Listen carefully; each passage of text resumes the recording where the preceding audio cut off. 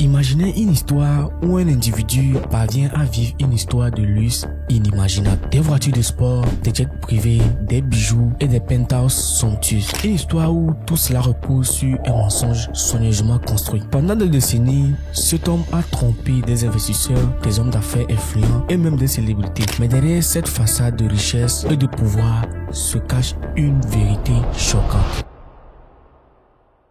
Les amis, aujourd'hui nous allons parler d'une histoire fascinante d'un imposteur qui a su manipuler son monde jusqu'à ce qu'un détail anodin le fasse tomber. Restez bien jusqu'à la fin car ce que vous allez découvrir dans cette vidéo dépasse votre entendement. Top, c'est parti.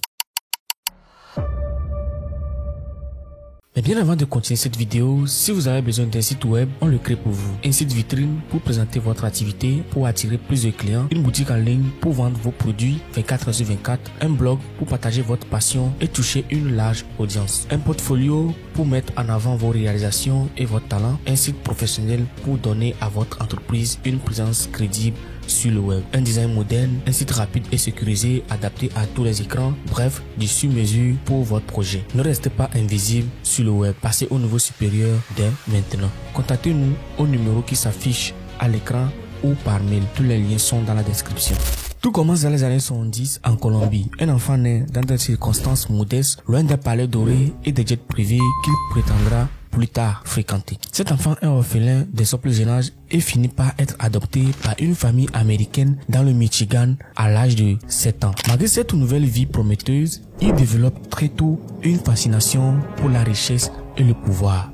À mesure qu'il grandit, il commence à rêver d'une vie qu'il ne peut pas avoir. Alors il décide de la créer. Dès son adolescence, il commence à mentir sur son identité. Il se fait passer pour quelqu'un qui n'est pas un membre de la royauté saoudienne. À seulement 17 ans, il adopte un personnage qui va changer sa vie. Celui d'un prince, mais ce n'est pas n'importe quel prince. Il se fait appeler Prince Khalid bin Al-Saud, en prêtant ainsi le nom d'une famille royale les plus riches et les plus influentes au monde. Pour donner une vie à ce personnage fictif, il ne recule devant rien du tout. Il achète des vêtements traditionnels saoudiens, imprime des cartes de visite luxueuses portant son faux titre royal et même des faux passeports diplomatiques pour renforcer son histoire. Il s'entoure de gardes du corps et conduit des voitures avec des plaques diplomatiques falsifiées. Tout est orchestré pour convaincre ceux qui croisent sa route qu'il est réellement un prince saoudien. Son style de vie est impressionnant. Il habite à Fisher Island à Miami, un lieu réservé aux ultra riches. Il porte des montres Rolex et conduit une Ferrari garée devant chez lui. Même son chien chihuahua faucille à bord parfois des colliers incrustés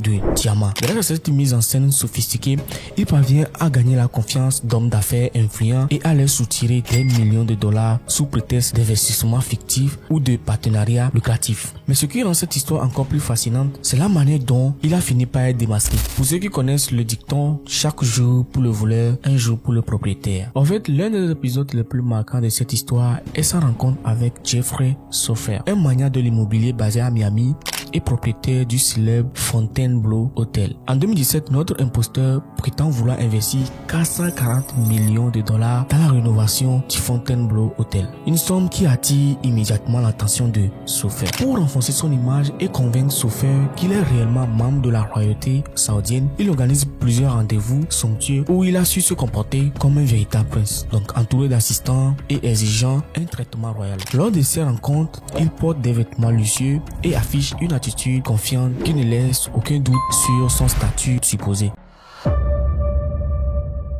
Lors d'un dîner privé organisé par Sofer dans la station UP d'Aspen au Colorado, notre imposteur commet une erreur fatale. Alors que le repas est servi, il commande du bacon, un aliment interdit par les pratiques religieuses musulmanes. Ce détail anodin suscite immédiatement des soupçons chez Sofer. Comment un prince saoudien pourrait-il consommer du porc? C'est la question qu'il faut se poser et qu'a posé d'ailleurs Jeffrey. Cette incohérence pousse Sofer à alerter les autorités fédérales. Les enquêteurs commencent alors à examiner les activités financières et sociales du soi-disant prince saoudien. Ils découvrent rapidement que son style de vie extravagant repose sur une série d'escroqueries sophistiquées impliquant des millions détournés auprès de multiples victimes. Les autorités fédérales lancent une enquête approfondie après avoir reçu des informations fournies par Jeffrey Sofer et découvrent que cet homme utilise plusieurs identités frauduleuses pour mener ses opérations. Faux passeports diplomatiques, faux documents bancaires et même les comptes offshore créés pour dissimuler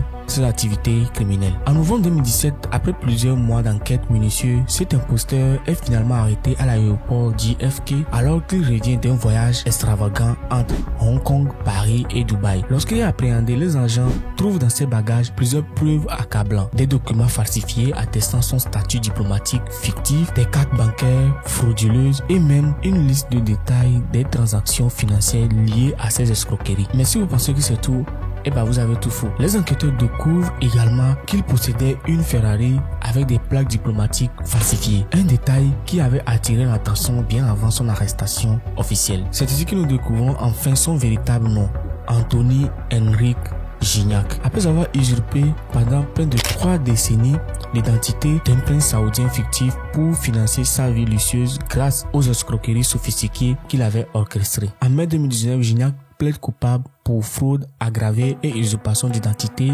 devant un tribunal fédéral américain. La sentence tombe 18 ans et 8 mois de prison pour avoir escroqué ses victimes à la hauteur de plus de 8 millions de dollars. Chers amis, comme vous pouvez le constater, l'histoire d'Anthony Gignac est celle d'un maître manipulateur qui a exploité la crédulité humaine pour financer une vie basée sur le mensonge. Mais elle nous rappelle aussi que même les escroqueries les mieux élaborées finissent toujours par être découvertes, souvent grâce à un détail aussi insignifiant qu'un plat commandé au restaurant.